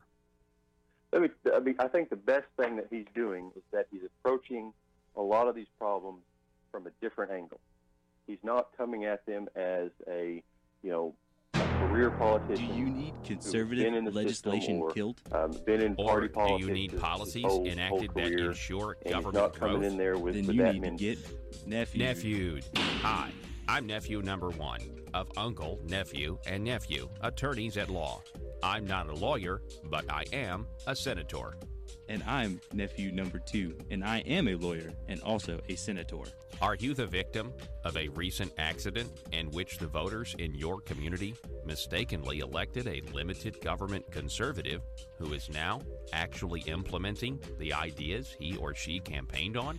That's right, nephew number 1. Don't be a victim of democratic elections any longer. At Uncle, Nephew, and Nephew, we are committed to killing limited government legislation and promoting bills that increase the size of government by using any tool at our disposal. Because sometimes the truth of the matter is, principles get in the way of pragmatism. Just listen to some of our great testimonials. Ever since I've been using the nephews, all my special interests have been served. As long as you make sure your contract says lobbying services are prohibited, then the legal services of Uncle, Nephew, and Nephew are legal. Trust me, put the nephews on them. It came out of nowhere. I was blindsided last election cycle when my well-funded and paid-for politician lost to some grassroots limited government voters. But then I hired the nephews, and they killed all the conservative policies the voters wanted. I got nephewed. I got nephewed too, and so can you. Uncle, Nephew, and Nephew will accept compensation via campaign contributions. Put the nephews on them. PHP Parody.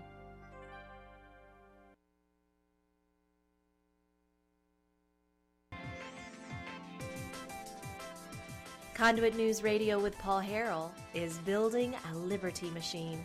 Find out more at conduitnews.com.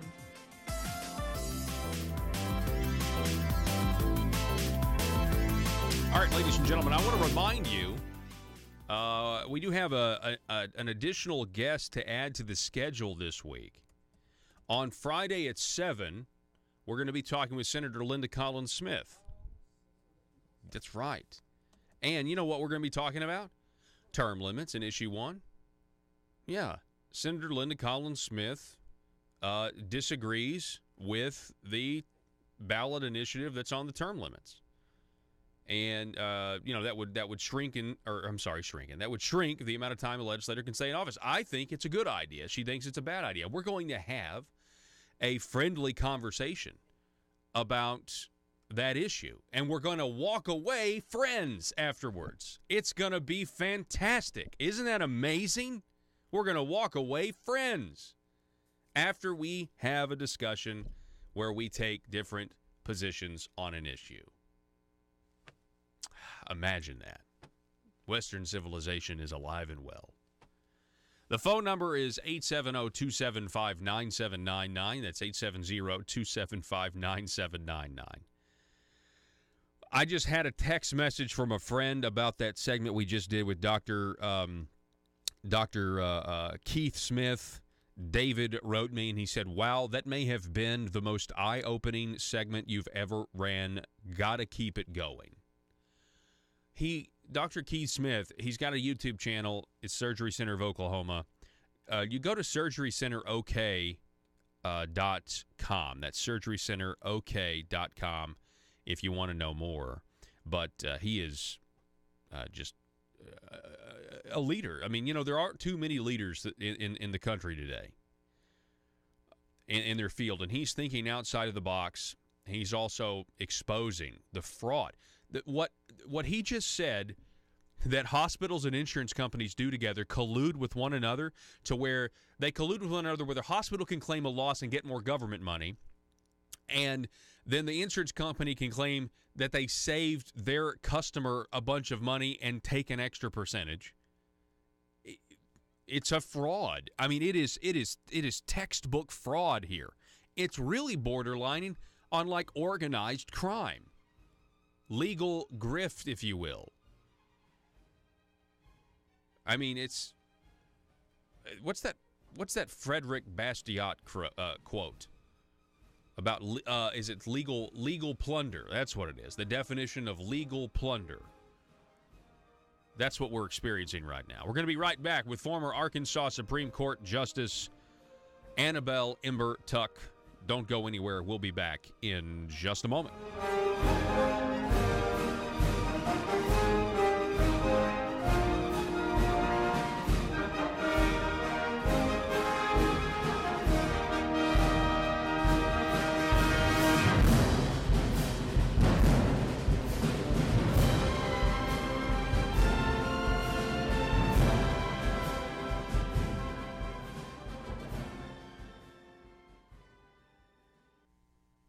kowtow to the Little Rock money, and then the parties control their individual, or try to control their individual members as much as they can. So because Little Rock has a lot of influence with those two big parties, therefore Little Rock then has a lot of influence over the individual members that come down there.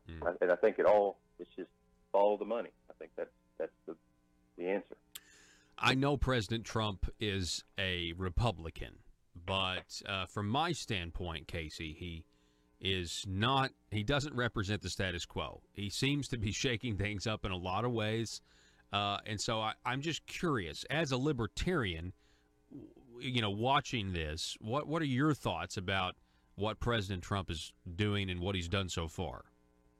I think the best thing that he's doing is that he's approaching a lot of these problems from a different angle. He's not coming at them as a career politician who has been in the system or been in party politics his whole career, and he's not coming in there with that mentality. So he's looking at it more as a businessman, almost looking at it more as a private citizen would look at it, rather than somebody who has been trained and influenced and groomed by party politics for years and years. So I think that is a benefit. I think it's good to have a fresh set of eyes, look at some of these problems differently, and he's having some success with that. Of course, as a libertarian, we don't really like government controlling and regulating markets too much, and I think that he's more inclined to do some of that. But really, I think the best thing about what he's doing is he's looking at it unlike politicians look at these problems. Yeah. No, I like what you said. He's looking at it like a private citizen would look at it, and that certainly is the case. And it's almost like he's looking at the problems for the first time. I mean, I know he's not necessarily, but he's looking at the problems, like you said. He hasn't been indoctrinated with what he's supposed to think. He's looking at each problem, as its separate problem. Okay, what's the quickest way to fix this? Yeah, there may, and then after you have some of those ideas, you say, well, there may be some unintended consequences if we do it this way or whatever. But I mean, I found it, like for example with NATO. I mean, we spent all this money on NATO, and nobody else, is paying their fair share, to use the progressive term. But when he made that point in front of the world and in front of NATO about Germany making that deal with Russia,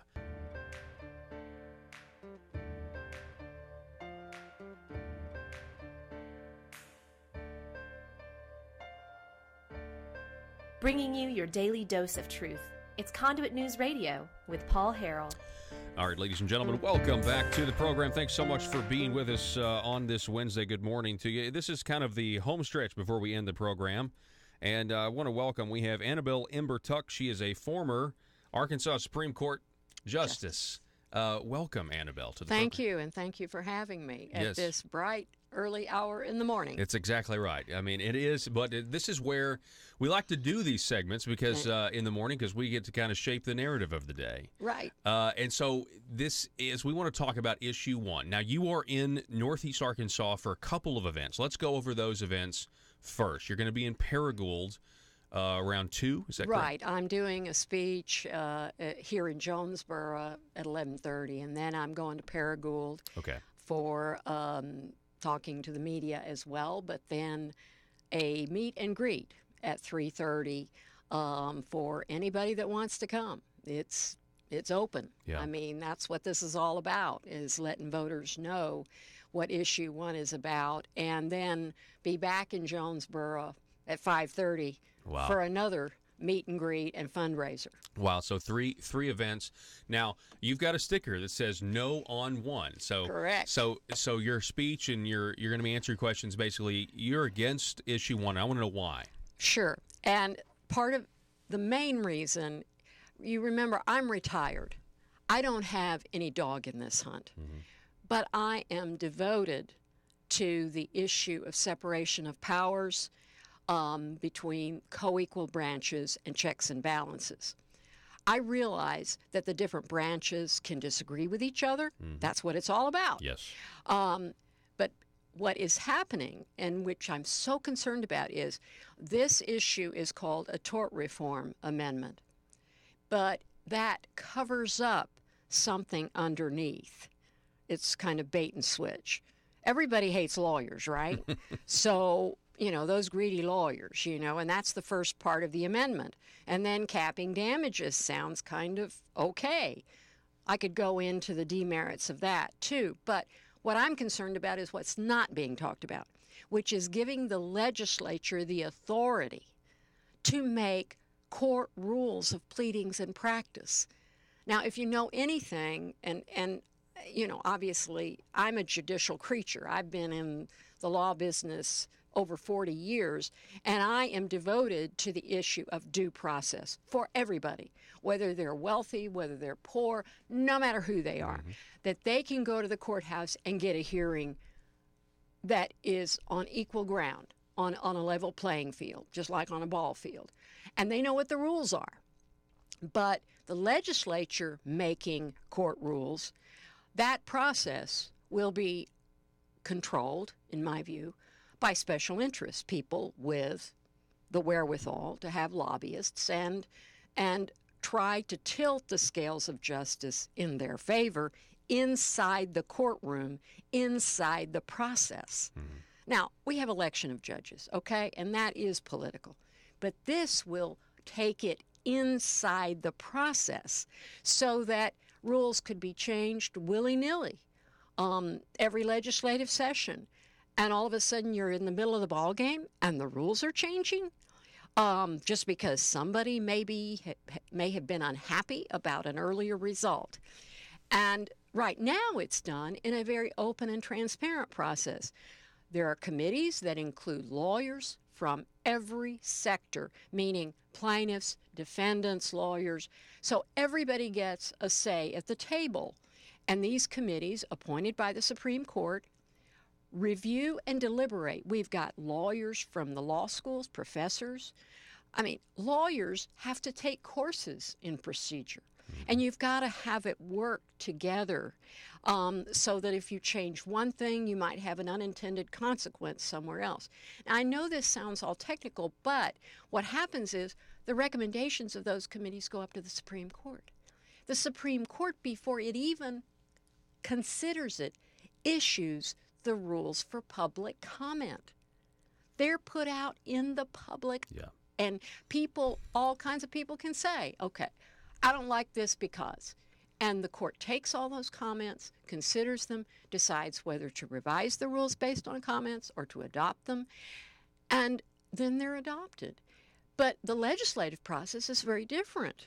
Very different. And basically you only have two steps, which is file a shell bill, get enough sponsors, put it on a committee, rush it through, then get it to the floor. And so you're not having the deliberative process to know whether you are having unintended consequences and whether you're jimmying and rigging the system in terms of how courts operate, meaning how you can file a case, when you need to answer, what kind of evidence can be put in. All of these things, for example, class actions are for very small amounts of money, and they're basically for consumer fraud. I mean, if I've only been out $100, but I've been defrauded, what lawyer is going to take your case for $100? Exactly. So you have, but the argument is, those lawyers get all the money. Well, wait a minute. The point was not just for the recoupment of the $100. It's also to get the wrongdoer to stop doing that. Yeah, that's exactly right. Yeah. Well, you had a huge lawsuit over the weekend, or it was talked about with Monsanto. I mean, they may have had a chemical in the Roundup that they knew for years possibly caused cancer. And they've got to, and now they're going to have to pay, I think, $240 million. Right. And here you are, of course, the capping of damages puts a limit per person, but it's on economic damages. So non-economic damages. So people say, well, what are non-economic damages? And of course, we're not really sure yet that, Right. but that would be anything like pain and suffering and scarring. I want to give you an example of a young woman in Wisconsin. They have tort reform. Their cap is $750 for non-economic, $750,000. Well, guess what? She went to the hospital. They didn't find that she had an infection. Because of that malpractice, she lost both arms and both legs. Wow. Now, the jury obviously gave her a lot more money for pain and suffering, but it was reduced to a lifetime for $750,000. Wow. Yeah. So there's a lot of stuff that's Going jam-packed. on. And some of the potential challenges, I know they're saying it's eventually going to wind up in the Supreme Court as to whether or not, because you've got so many different issues. Right. Now, I've been covering the legislature for a little while, and they have a committee called the Special Language Committee. Right. And that's where you really have the slip-ins. And you talk about a lack of debate. There's no question in my mind that eventually, when they want to change the rules of evidence or set the rules of evidence for a case or whatever, it's going to be done, it's going to be slipped in somewhere. That's just the way they operate. Well, and let me say this, in fairness to the legislators, when you're in a session, 60 days, you've got so many bills coming your way. And so how are you going to read all this stuff?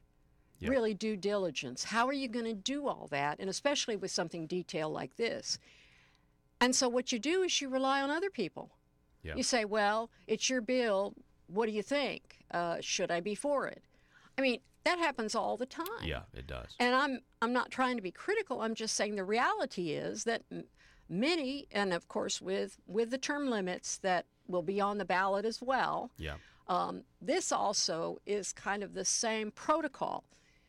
Call it tort reform, but really underneath it is the poison pill. Call it ethics, but underneath it, we extended our term limits. Yeah. Call it something else, and by the way, the legislature took over executive rulemaking. Yeah. So I'm really concerned about the separation of the checks and balances between three co-equal branches of government, which is a basic pillar of not only federal government, but state government. I find it interesting how you have some people who are for issue one, and they claim that this will end special interests influence somehow. And what they're really talking about is they're trying to talk about the trial lawyers. But this whole thing was written by nursing homes or nursing home law. Now, and this is in the wake. And I want to get we're talking with former Supreme Court Justice Annabelle Ember Tuck. This was all done in the wake of a judge, Mike Maggio, pleading guilty to taking a bribe to lower a judgment. Then we have now Jake Files, who pled guilty to stealing taxpayer dollars, Senator Jake Files. We found it in a discovery, in his in a lawsuit with the bank that a nursing home lobbyist gave him $80,000, and yet he was the one that he had recently filed a quote tort reform bill. To say that issue one is going to solve special interest influence, it sounds like it's doing the complete opposite of that. It will do the complete opposite, because when you have the combination of term limits and you have the combination of what you need at the legislature, because you've been there, you have to be there all the time, because you never know when a committee is going to meet, when something's going to be brought up for a vote. So who can afford to have a lobbyist? It's people with special interest groups. Yeah, that already have a ton of money. Right. And so I'm sitting there going, how does a regular person make an impact through that process on rulemaking? And I know this is something that may not sound sexy, but candidly, it's the foundation of the way we have, James Madison said, we can't assume good people. We have to assume everybody's going to act in their self-interest, and so you have to have this checks and balances. I'm not saying that people are evil-minded or anything, but let's just not be in fairyland. Yeah. Let's understand that we all come to things with different perspectives. And I have no problem. I can disagree. When I was on the bench, I'm not under the code of judicial conduct anymore, obviously. Otherwise, I wouldn't be doing a lot of as my friends call it, mouthing off. But I just couldn't say no when I was asked to head this effort. It was something where, because of this particular provision, and it wasn't going to be talked about. All of the ads are going to be about doctors and jobs. Yeah. Now, of course, I say to that, jobs, right. We have the lowest unemployment rate ever. We have a governor who has been bringing jobs to Arkansas without this amendment. We have a workforce that needs to be trained in 21st century skills, which our governor is trying to do with more vocational training. So what company is going to come here that needs those skills right now? Because we don't have them yet. We have the lowest unemployment rate. And then with doctors, to say that this small state with a tort reform provision will help us get doctors to rural areas when, number one, the population in rural areas is decreasing, and doctors want for their families urban amenities. So I know board members of hospitals who try to recruit doctors. Now, Jonesboro, it has a university, it has, other amenities, but we're talking about places like DeQueen or wherever. But what made the difference for Arkansas was Medicaid expansion. And I know that's a hot button issue, but let me tell you something. $2 billion a year to insurance companies. Right. So. But it kept rural hospitals open in Arkansas. That is the claim, yes. No, it did. I mean, there's studies been done where it showed how many hospitals closed in states around us that did not do Medicaid and had caps. And none closed in Arkansas. So I would like to talk about the issue one. One of the things I have a problem with would be the capping attorney's fees. Well, and that whole issue of starting to control businesses, how they charge for their time. Right. That's, to me, a contractual issue. Yeah, and get someone else to take your case. I mean, if if you can represent yourself, right? Sure, you can. You have a constitutional right to. You can, but I mean, not well. I mean, people are attorneys and professionals for a reason. If somebody told me I couldn't sell an advertisement for as much money as I want to sell an advertisement for, that would be very totalitarian. You'd think that would be, some sort of price control or anything. Well, I don't support that for attorneys. It is price control, and what it does is effectively, because if you'll notice, it's 1/3 of net recovery. Well, what is a net recovery? Does it mean all of the bills, all the medicals, everything? What does that mean? And so you're basically saying to a lawyer, by the way, you're going to invest $200,000 in this with experts and depositions and all these things you have to do for one of these cases. Yeah. You're only going to get $150,000 out of it. Yeah. I mean, think about it. Lawyers are just like others. They're businesses. Yeah, and they work for years sometimes without getting and anything. They lose them. Yeah. And when they lose them, they get nothing. Yeah, that's exactly right. So I got one question, though. Sure.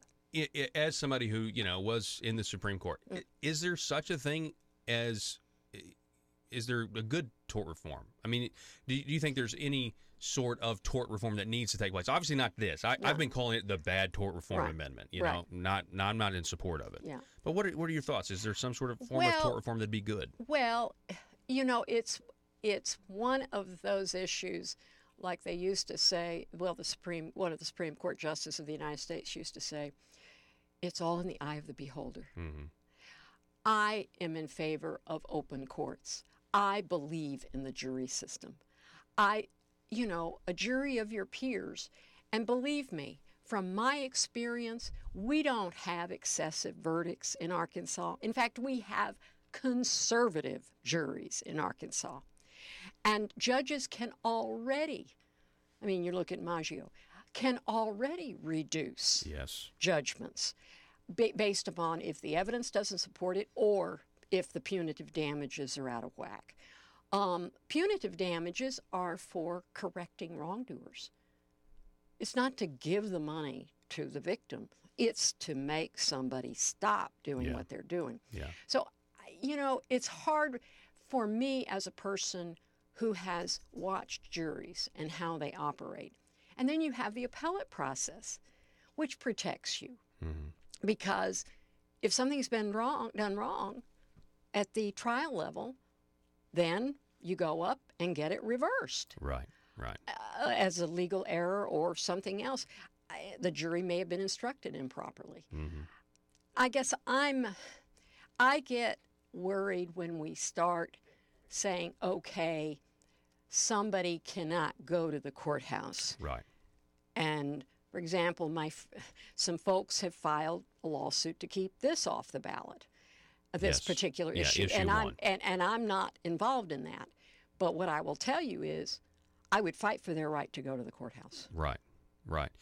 We've been talking with Annabelle Imbertuck. She's a former Arkansas Supreme Court justice, and that's pretty much all the time we have. Thank you. But I want to make sure you are in Northeast Arkansas today. Correct. If you can go over where you're going to be in the times one more time for everybody out there listening. Okay. Well, I'm going to be in Jonesboro here for I'm doing a speech at the Kiwanis Club. Okay. And then I'm going up to Paragould, going to meet with the media.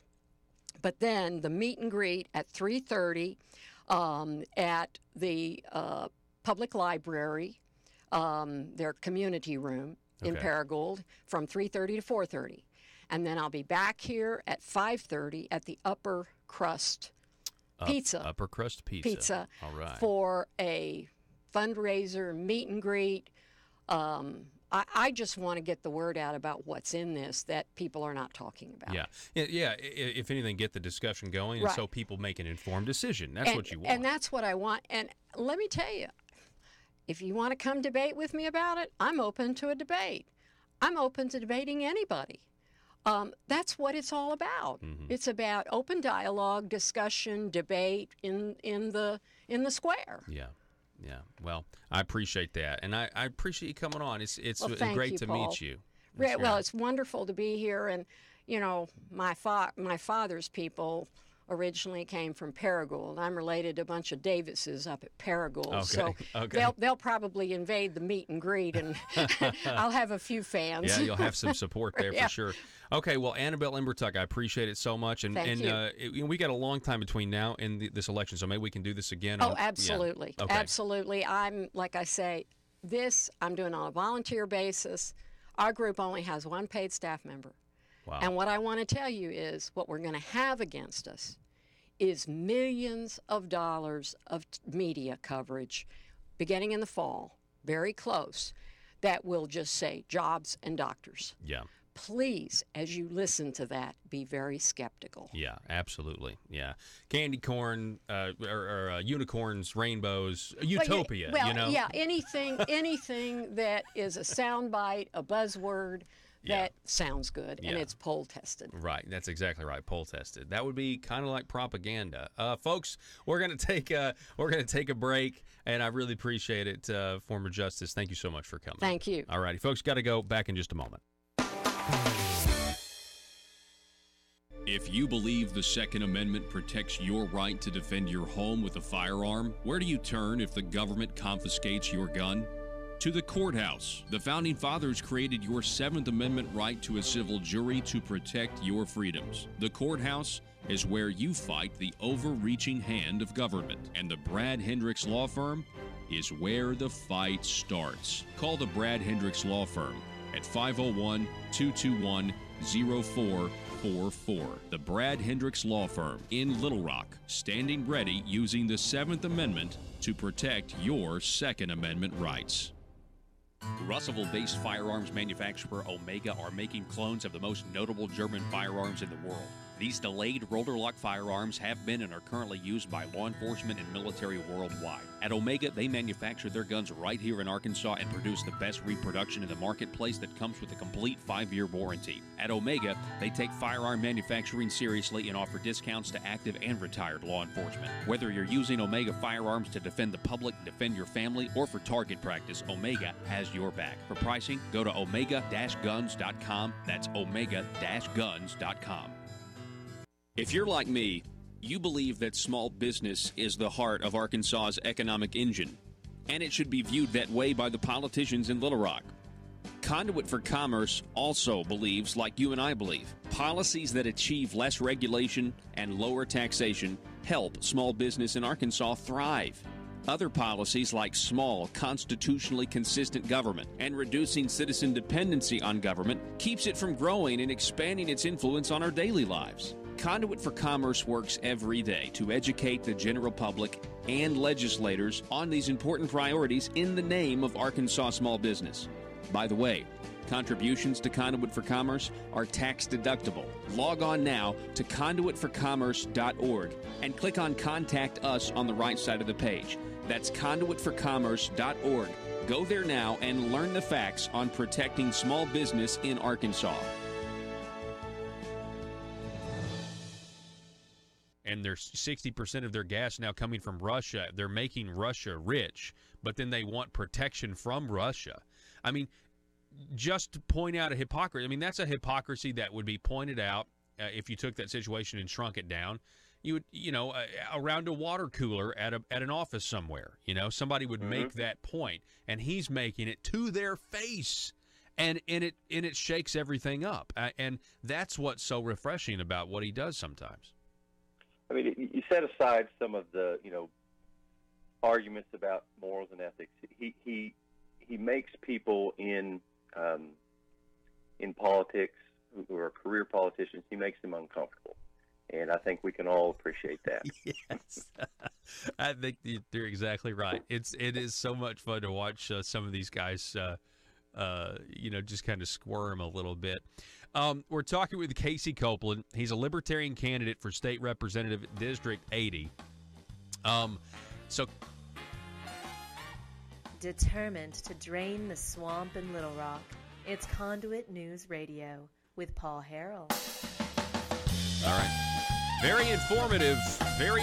Justice Annabelle Ember Tuck was with us just now, and we really appreciate it. We're going to have this video up on our YouTube channel pretty quickly. Just so you know, if you want to go to the YouTube channel, Conduit News, subscribe, and click the little bell for notifications. So when we put the smaller videos up there, you'll get notified that we have something new. And I would really, really appreciate you guys doing that. We've had a jam-packed show this morning. We've had 3 guests. We had Glenn Britland from the Patriots VAC 746. We had Dr. Keith Smith from the Surgery Center of Oklahoma, who has thought outside the box. They actually put prices of their surgery on their website so you know exactly what you pay for. He talked about how the insurance companies want nothing to do with him because they can't really basically gouge their employer groups. If the prices are low, they want higher prices because it's better for them. How the hospitals want higher prices, they want to inflate their losses in this collusion between insurance companies and not-for-profit hospitals. Hey, I got a question. Are not-for-profit hospital properties, not just the main campuses, but their other campuses, do they have to pay local property taxes on those buildings? Just a thought. I wonder if they don't, what's the total amount of taxpayer dollars that they're not paying in property tax? The phone number, 870-275-9799. You can text that throughout the day. Call it, leave us voicemail, whatever you want to do. And this broadcast is available in its entirety over at conduitnews.com, as well as YouTube and Facebook. Folks, we will see you tomorrow. Have a great Wednesday. I hope it's a prosperous one. Arkansas, be safe.